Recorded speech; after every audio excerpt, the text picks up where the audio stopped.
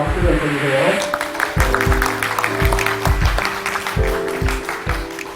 안녕하세요. 이투스에서 나온 전성민이라고 합니다. 반갑습니다. 별로 반갑지 않으신가요?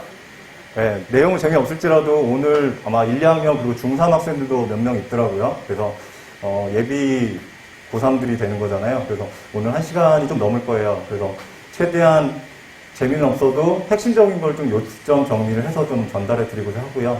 그리고 조금 번외로 좀 말씀드리고 싶은 게 설명회를 학부모님 따로 학생 따로 하는 게 사실은 강의를 준비한 사람 입장에서 사실 바람직하거든요. 근데 오늘은 불가피하게 같이 모셨어요. 그래서 입시에 대한 내용은 어차피 학생들도 알긴 알아야 되는데 사실 아시겠지만 고1, 2 학생들이 관심이 크진 않습니다. 그래서 핵심적인 부분, 변화된 부분을 포인트로 좀 정리해 드릴 거고 실제로 이제 후반부로 가서 학생들한테 조금 학습적인 도움을 좀 주고자 부모님들께는 도움이 되는 게 아니고요. 학생들한테 도움을 주고자 뒷부분에 좀 학습적인 기술적인 측면을 조금 교육을 할까 합니다. 여러분들 알고 계실 거예요. 학년별로 입시가 계속 바뀌고 있었다는 건 알고 계시죠? 그러니까 뭐 아시는 분들은 또 아시겠지만 또 모르는 분들은 전무 모르시는 분들 너무 많거든요. 그래서 그 변화의 포인트가 뭐냐? 내가 고1이면 과연 내가 어떤 부분이 바뀌고 어떤 걸 조심해야 되는지를 좀 입시적인 측면에서 좀 정확히 아셨으면 좋겠다. 그게 오늘 강의의 핵심입니다. 그리고 제목을 한번 보세요. 제가 좀 재미있는 얘기는 못하지만 Z세대라는 말을 썼습니다. 지금 자녀분들 나이대가 딱 Z세대입니다. 만 14세에서 만 25세까지를 Z세대라고 합니다. 목표가 어디예요? 학부모님도 마찬가지고 학생들 목표가 어디입니까? 즉 어쨌든 좋은 대학 보내고자 하는 목표를 다 갖고 계시죠? 그죠? 그 목표를 계속 바라보고만 계세요. 그러면서 내 자녀를 제대로 보신 적 있으실까요? 그리고 학생 스스로도 나의 어떤 장단점을 파악해 본 적 있을까요? 나는 어떤 사람인지부터 해서 내가 대입을 준비하는 데 있어서 어떤 게 유리하고 불리한지를 정확히 정리해 본 학생이 있을까요? 제가 봤을 때는 전무하다고 생각합니다. 무슨 얘기를 제가 하고 싶냐면 나를 중심으로 대입 설계를 하라는 게 저는 제목이에요. 무슨 얘기냐면 자유학기제를 통해서 학생들의 진로를 충분하게 조사하라고 시간을 줬습니다. 제도상. 그리고 미리 고등학교에 들어오면 이런 선택 과목을 준비를 해야 된다고 중학교에 알려드렸습니다. 그래서 준비를 시켜서 너의 진로에 맞춰서 너가 미리 준비한 학습에 맞춰서 대입을 준비하면 돼 라고 했습니다. 근데 지금 고등학교 1학년 학부모님들 지금 시점에 제일 고민되는 게 뭐예요? 이제 와서 선택 과목 지금 고민하고 계시잖아요. 아니신가요? 마찬가지예요. 발에 불 떨어지니까 이제 고민되는 게 시작하는 거예요. 고등학교 2학년 작년에 어땠을까요? 그냥 남들 선택하는 거에 따라서 그냥 우왕좌왕하다 찍었을 거 아닙니까? 맞죠? 그런 부분들이 저는 좀 답답한 거예요. 그래서 오늘 이 제목으로 제가 서두가 좀 길었는데 간단하게 좀 서두 다른 얘기 하나 좀 건너뛰어볼게요. 지금 Z세대의 관심사가 뭔지를 한번 보세요. 이건 작년 9월 달에 한 조사 업체에서 한 결과를 발표한 자료인데 제목을 보세요. 제일 관심 있는 분야가 뭡니까? 우리 학생들이 Z세대가. 진로와 직업에 대한 관심도가 가장 높더라 이거죠. 지금 여러분의 자녀들과 학생들 자체가 직업에 대한 부분, 진로에 대한 부분 관심이 많은데 과연 부모님들이 우리 자녀의 진로나 직업에 대한 투자를 해주셨겠습니까? 제가 봤을 땐 거의 없다고 생각해요. 그게 없다 보니까 선택 과목도 갈등을 하는 거예요. 그러다 보니까 자유학기제도 그냥 공부 투자하거나 놀거나 둘 중에 하나죠. 선행학습을 했거나 놀았거나 아무 준비 안 되고 고등학교에 올라온 겁니다. 자, 근데 이제 제가 좀 보여주고 건 우리 Z세대, 우리 자녀들이 생각하는 행복은 뭐냐 이거예요. 길죠. 중요한 건 그냥 내가 걱정 없이 행복했으면 좋겠다는 게 우리 아이들의 마음이라는 겁니다. 그냥 걱정 없이, 돈 걱정 없이, 대학 걱정 없이 그냥 내가 행복하고 즐겁게 살기를 원하는 게 우리 학생들의 마음이라는 거죠. 하지만 우리 부모님의 마음은 헝과세가 있죠. 너의 행복은 대학 이후야. 대학 들어간 다음이야. 맞으신가요? 네. 제가 이걸 말씀드리는 건 우리 학생들의 마음을 좀 돌려서 말씀드리고 싶어서 제가 사실 자료를 찾아왔습니다. 중학교 3학년과 고등학교 1학년들한테 신호등을 보여주면 저는 이렇게 세 가지입니다. 자, 지금 학습을 준비를 하는 단계잖아요. 이제 뛰어야 되잖아요. 2년 반 동안 학습. 그 다음에 진로에 대한 부분 설계를 이제 고민을 이제 빠지겠죠. 중3과 고1이라면. 그리고 좀 아직은 멀지만 대입에 대한 생각을 조금씩 이제 하는 단계일 겁니다. 근데 우리 고등학교 2학년의 신호등을 보세요. 어떤 의미죠? 이제 웬만한 기초 준비는 다 끝난 거예요. 이제 본격적으로 이제 대입을 위해서 학생부 중심으로 내가 본격적으로 준비를 할 거냐? 아니야. 나는 지금 내신이 너무 좋지 않기 때문에 논술이든지 정시로 가야 돼. 벌써 이 생각하는 친구들이 지금부터 발생하기 시작합니다. 아마 부모님들한테 고민 얘기할 때, 학교를 옮긴다거나 아니면 전형 자체를 나 논술 준비를 한다거나 정시로 가야 되겠다. 이런 생각들을 하게 돼 있습니다. 그래서 이런 선택의 문제가 있고요. 그래서 이런 거 그냥 신호등을 제가 간단히 설명드린 거고. 자, 올해 가장 고등학교 1, 2학년들, 그러니까 2024학년도부터 어떤 특징들이 있는지를 좀 살펴볼까 하는데요. 다 아시겠지만 학생부에 대한 평가 자체를 거의 제로화시킨다고 보시면 되십니다. 많이 얘기 들으셨을 거예요. 웬만한 스펙 쌓기 활동들을 모두 막아버리는 거죠. 거기까지는 알고 계시죠? 그죠? 그래서 약간 학생부 무용지물이 되는 부분까지 고려를 하셔야 돼요. 그래서 수상경영, 자율동아리, 독서활동, 웬만한 스펙들을 만들 수 있는 것들은 다 미반영하게 되어 있습니다. 그리고 이제 아시겠지만 내년부터 자기소개서가 폐지가 됩니다. 이해되시죠? 근데 여기서 한 가지. 자기소개서가 있고 없고의 차이가 어떤 차이인 줄 아세요? 자기소개서가 있고 없고. 여러분들한테 대학에서 뽑을 때 여러 가지 자료들 중에 학생부를 일단 기본으로 받겠죠. 그 다음에 추가로 받는 게 자기소개서밖에 없죠. 왜? 활동중에 이런 건 특수한 몇 개 전형 빼고는 없잖아요. 즉, 내가 내신이 좀 부족하거나 아니면 내가 학교 활동에 있어서 좀 학생부가 좀 부실해. 그랬을 때 내가 뭔가 어필할 수 있는 보충 자료겠죠. 이해되십니까? 그러니까 흔히 말하면 좋은 고등학교 다니는 우수고등학교 학생들 같은 경우는 학생부로 해도 든든해요. 왜? 남들 하는 만큼 나도 했거든. 즉, 내가 실제로 안 했어. 근데 학교에서 다 만들어줬어. 이해되세요? 근데 지방에 내려갈수록 일반고 학생들의 학생부를 보면 텅텅 비어 있습니다. 일명 저희는 그래요. 일반 자사고급으로 한다면 최소 30장, 30장에서 40장이 나오고요. 일반고 기준으로 하면 10장에서 15장 정도밖에 안 나옵니다. 같이 학교 생활을 똑같이 2년 반을 했지만. 이해되시죠? 그러면 그 학생들이 뭘 가지고 어필하겠냐는 거죠. 서류만 가지고는 분명히 불이익을 받을 게 뻔하니까요. 그래서 자기소개서라는 보충자료로서 본인을 더 어필하라 이거죠. 기회를 주는 거예요. 근데 여러분은 이제 그 기회를 박살당하는 거예요. 그 다음에 또 한 가지가 수도권과 비수도권의 양극화가 굉장히 심해지는 특성들이 있습니다. 이건 제가 뒤에서 이제 데이터를 보여드릴게요. 그리고 수능 위주로 대학이 교과를 반영하는 대학이 올해부터 서울대가 발표됐죠. 서울대가 시작됐죠. 자, 내년에 고려대가 추가됩니다. 하지만 연대는 따라오지 않아요. 그리고 나머지 대학도 아직은 미정입니다. 그러면 이제 고2 같은 경우는 이게 확정이에요. 아, 내가 갈 때는 정시에 서울대랑 고대만 교과를 반영하는데 서울대는 정각평가를 하고 고대는 정량평가를 한다. 이 차이만 알면 돼요. 이게 확정이니까. 자, 환경인구가 줄어든다는 건 이미 다 알고 있는 사실이에요. 자, 여러분 대학 갈 때는 뭐예요?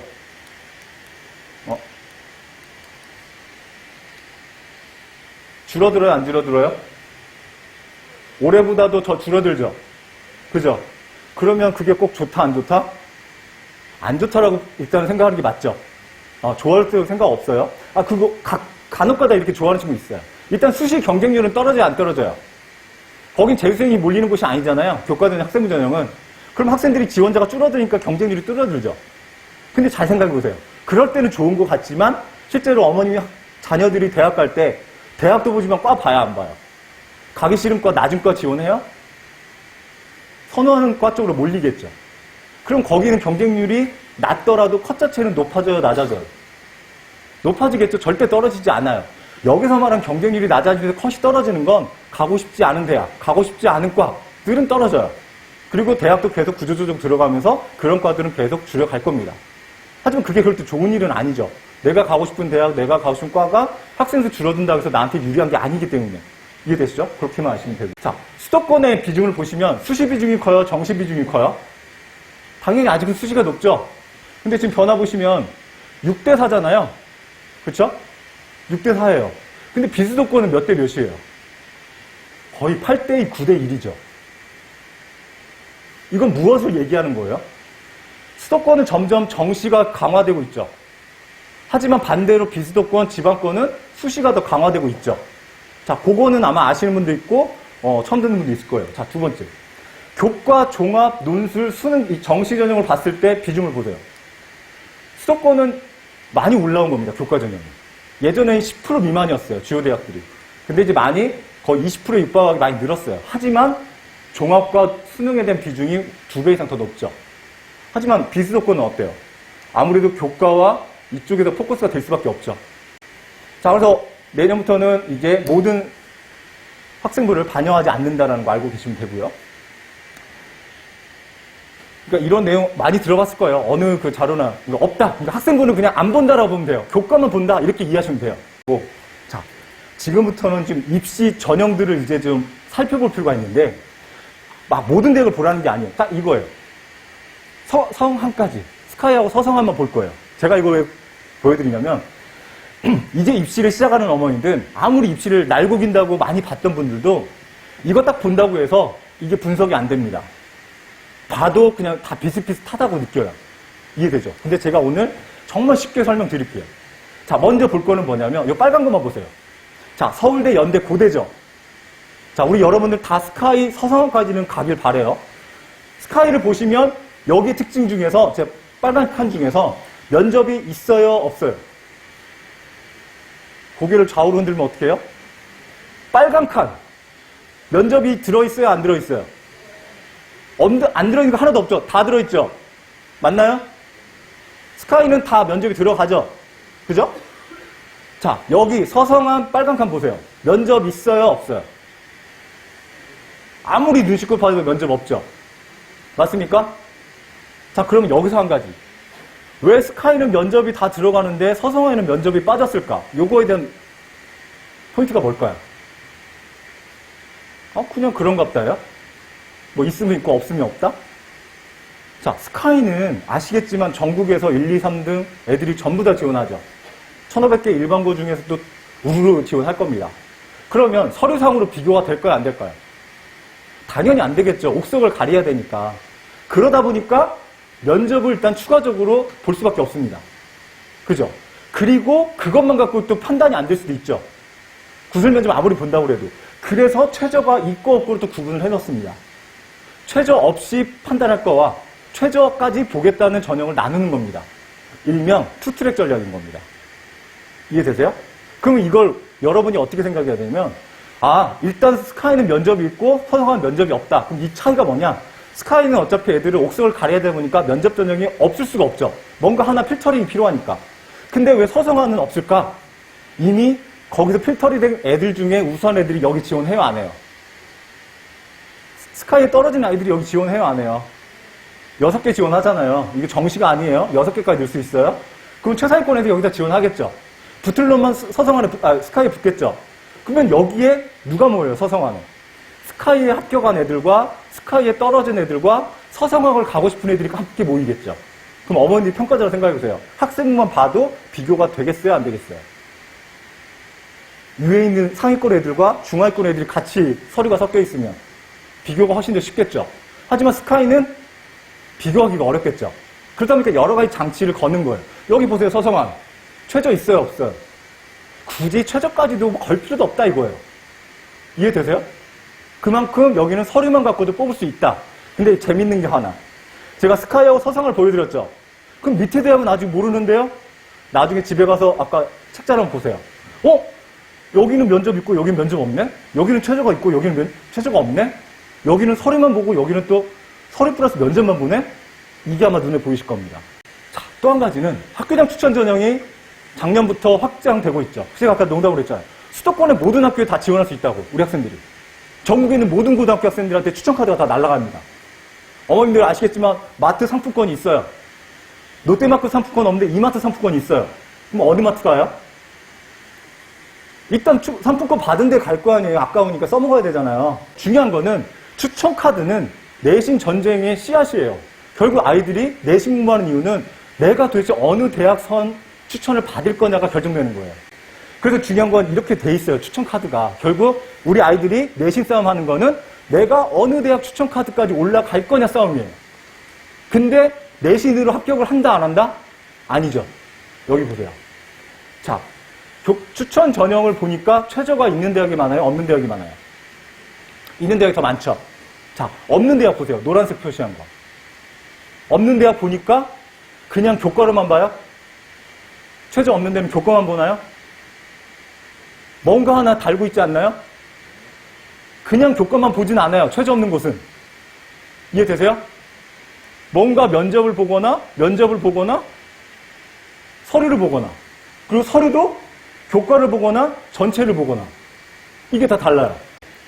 제가 이제 보여드리고 싶은 건 뭐냐면 이제 준비를 해야 되잖아요. 근데 여러분들 중에 정말 뚜렷한 목표를 가진 친구 있어요? 어머님들 있으세요? 있으세요? 없으세요? 솔직히 없잖아요. 그냥 공부만 열심히 하고 성적을 어떻게 올리는 게 목표잖아요. 근데 아마 우리 학부모님들 경험 있을 거예요. 이렇게 누구 학교 선생님 상담하다 보면 오로지 내 아이를 뭘로 평가해요? 성적. 얘기해야죠. 저는 가장 나쁜 상담이 성적만 가지고 상담하는 거라 생각해요. 저는 가장 좋은 게 여기 뭐죠? 서점, 도서관 이걸 좀 강력 추천해요. 여러분들 이마트 가보시면 거기 가면 뭐가 있어요? 막 목록표가 있죠. 그러면 이제 어머니들이 찾고자 하는 물건들을 목록표 보고 찾아가잖아요. 도서관에 가도 목록표가 다 있죠. 그죠? 그럼 우리 아이들이 쇼핑을 하는 거예요. 서점에 가서.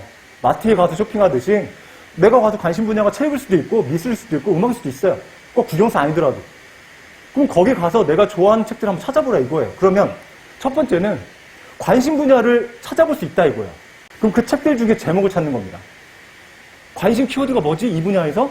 내가 눈에 끌리는 게 있을 거 아닙니까? 그럼 관심 키워드 책을 꺼내요. 그 내용을 한번 봐요. 내용을 보면은 뭘 할 수 있어요? 내가 관심 있는 제목을 내용을 봤더니 내용도 재밌어. 내용도 마음에 들어요. 그럼 그 다음에 확인할 게 뭐예요? 이 책을 도대체 누가 썼지? 우리 맨 페이지, 앞 페이지 보면 저자 나와 있죠. 이런 직업이 있구나. 내가 좋아하는 분야 중에. 그러면 이런 직업을 갖기 위해서 이런 대학에 이과가 있는지를 확인할 수 있겠죠. 저는 이제 그걸 진심으로 말씀드리는 거예요. 이걸 했을 때 대입에도 분명히 이게 차별성으로 내 아이한테 필요한 거구나. 그리고 돈도 안 드니까 시간 날 때 한번 준비를 해둬서 물론 여기서 한 가지 단점이 있어요. 아이의 진로는 바뀌는 게 정상이에요. 야, 너 이랬다 저랬다 참하지 마. 하나로 가. 대학 입시 바뀌어도 상관없어요. 중요한 건 아이가 선택한 게 중요한 거예요. 아시겠습니까? 그리고 한 가지 이제 마지막으로 요것만 말씀드릴게요. 뭐예요, 이게? 그냥 써 있잖아요. 왜냐면 여기 중학교 3학년 학부모도 계시고 고1 학생도 있고요. 고2도 있지만은 제가 연관 일정을 만드는 이유는 여러분들 학교 알림이 사이트는 알고 있죠? 그리고 학교 교과 편성표, 학사 일정표 나와요, 안 나와요? 학기 초에 나옵니다. 그럼 최소한도 내가 1년 동안의 학교 플랜 중에 핵심적인 행사, 핵심적인 그 시험 기간 이미 다 공개되어 있습니다. 그죠? 월별로 다 쪼갤 수 있어요. 그리고 내가 모의고사 언제 보는지 픽스할 수 있죠. 그리고 내가 개인적으로 따로 준비하는 목표들이 있을 거 아닙니까? 그것들을 월별로 표기하는 거예요. 최소한도 연간 플랜 정도는 있어야 된다고 생각해요. 왜? 내가 이때 아니면 이 시기는 다시 돌아오지 않거든요. 그러니까 미리 다음 달엔 뭐 있으니까 미리 뭘 준비해야지 마음가짐이라도 되는 거죠. 최소한 이건 학생들이 하기 바쁘면 엄마 아빠가 충분할 수 있는 거예요. 사이트 들어가서 다운받아서 그냥 엑셀 정리만 하시라는 거예요. 자녀를 위해서. 그리고 책상에다 딱 붙여주고 정보를 주라 이거예요. 우리 부모님도 어려운 거 아니죠? 그래서 여러분들은 준비를 해야 되는데 학생부 전형을 준비하든 논술을 준비하든 수능을 준비하든 결국 내신은 피해갈 수 없죠. 그죠? 그런데 내신만 가지고 대학 간다 못 간다는 결정되지 않아요. 그래서 결국은 학습의 기본은 지금 1학년 때는 잡아놓으시고 고3 되면 이제 수능에 올인을 해야 돼요. 어차피. 이해되죠? 그래서 수능을 절대 버리고 가면 안 된다는 걸 좀 말씀드리고 오늘 제 강의는 좀 길었지만 더운 날 그래서 제가 선풍기도 틀고 있는 거예요. 너무 더워가지고. 네. 그래서 오늘 긴 시간 들어주시고 해주셔서 너무 감사합니다. 감사합니다.